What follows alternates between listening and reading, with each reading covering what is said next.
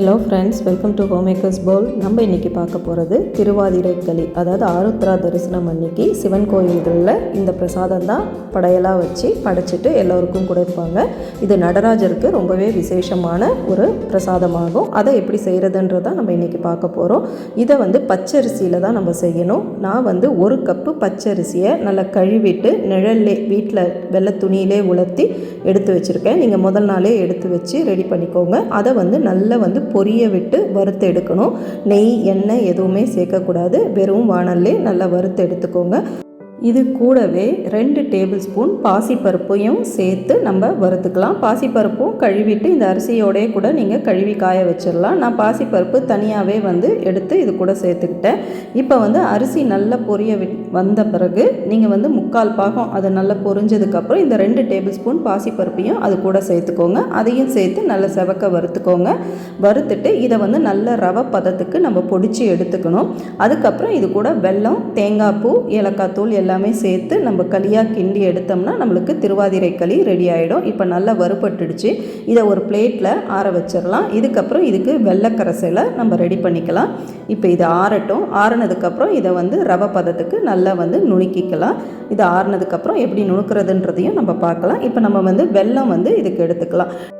நம்ம எந்த கப்பில் அரிசி அளந்தோமோ அதே கப்பில் 1.5 கப்பு வெல்லம் இதுக்கு கரெக்டான ஸ்வீட்டாக இருக்கும். உங்களுக்கு கொஞ்சம் கூடுதலாக வேணும்னா 2 கப்பு எடுத்துக்கோங்க. அதுக்கு 1 கப்பு தண்ணி ஊற்றி வெல்லத்தை நல்லா கரைச்சிக்கோங்க. நல்லா கரைஞ்சி வரணும், அவ்வளோதான். பாகுபதெல்லாம் எதுவும் கிடையாது. நல்லா கரைஞ்சதுக்கப்புறம் இதை ஃபில்டர் பண்ணி நம்ம எடுத்துக்க வேண்டியதான். இப்போ இது நல்லா கொதிக்கட்டும். கொதித்த உடனே இதை நம்ம ஆற வச்சு ஃபில்டர் பண்ணிக்கலாம். இது இருக்கட்டும். அடுத்து நம்ம அரிசியை மிக்ஸி ஜாரில் சேர்த்து நல்லா நுணுக்கிக்கலாம். இப்போ இதை ஆறட்டும்.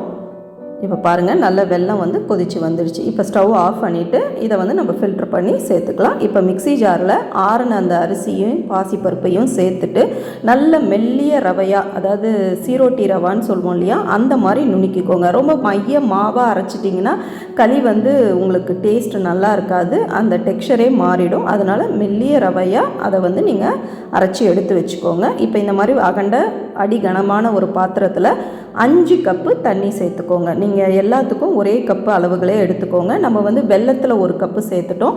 மொத்தம் இதுக்கு 6 கப்பு தண்ணி தேவைப்படும். களியும் கரெக்டான பதத்தில் நமக்கு வெந்து வரும்.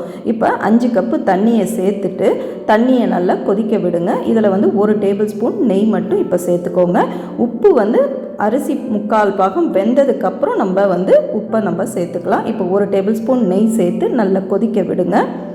நெய் மொத்தமே இதுக்கு 2 டேபிள் ஸ்பூன் அளவுக்கு தான் நம்மளுக்கு தேவைப்படும். இப்போ நுணுக்கி வச்சுருக்கிற அந்த அரிசி பாசிப்பருப்பை இதில் சேர்த்துட்டு நல்லா கைவிடாமல் கிளறுங்க. நல்ல கட்டிகள் இல்லாமல் நம்மளுக்கு வெந்து வரும். கண்டிப்பாக இதுக்கு நமக்கு 4லிருந்து 5 நிமிஷம் தேவைப்படும். நல்லா சுருண்டு இந்த மாதிரி வெந்து வந்துடும். அப்போ நீங்கள் ஸ்டவ் லோ ஃப்ளேம்லேயே வச்சு தான் கிண்டிக்கிட்டு இருக்கணும். இப்போ வெள்ளைக்கரசலை நம்ம இதில் சேர்த்துடலாம். அரிசி வெந்ததுக்கப்புறம் வெள்ளைக்கரசலை நீங்கள் சேர்த்திங்கன்னா தான் களி நல்லா வெந்து நல்லாயிருக்கும். ஒரு 2 நாள் வச்சு சாப்பிடவும் நல்லாயிருக்கும். இப்போ வெள்ளைக்கரசலை சேர்த்துட்டு இப்போயும் திருப்பி லோ ஃப்ளேம்லேயே வச்சுட்டு நல்லா கிண்டிகிட்டுருங்க. அப்போ ஒரு 1/4 கப்பு தேங்காய் துருவல் சேர்த்துக்கோங்க. சேர்த்துட்டு கூடவே இப்போ உப்பு 1/4 டீஸ்பூனுக்கு உப்பு, ஏலக்காய் தூள், கொஞ்சமாக பச்சை கற்பூரம் விருப்பம் இருந்தால் சேர்த்துக்கோங்க. சுவாமிக்கு நைவேத்தியமாக படைக்கும்போது நம்ம பச்சை கற்பூரம் சேர்த்து செஞ்சாதான் அந்த ஒரு வாசனையும் அந்த தெய்வீக மனமும் நமக்கு கிடைக்கும். இப்போ ஃபுல்லாக கிண்டிக்கிட்டே இருந்தீங்கன்னா ஸ்லோவாக கிண்டும் பொழுதே உங்களுக்கு நல்லா கெட்டிப்பட்டு வந்துடும். பார்க்குறதுக்கு நல்லா நீத்து போன மாதிரி தான் இருக்கும். ஆனால் கிண்டிக்கிட்டே இருந்தீங்கன்னா நல்லா கெட்டியாகி இது இன்னுமே ஆறுனதுக்கப்புறம் சாப்பிட்றதுக்கு ரொம்பவே நல்லாயிருக்கும். இப்போ 1 டேபிள் ஸ்பூன் நெய் இந்த ஸ்டேஜில் நம்ம திருப்பி சேர்த்துக்கலாம். கூடவே முந்திரி பருப்பை வறுத்து இதில் நம்ம சேர்த்துக்க போகிறோம். முந்திரி வறுக்கிறதுக்கும் ஒரு 1/4 டீஸ்பூன் நெய் தான் நமக்கு தேவைப்படும். மொத்தமே 2.25 டீஸ்பூன் தான் இதுக்கு நமக்கு நெய் தேவைப்பட்டுச்சு.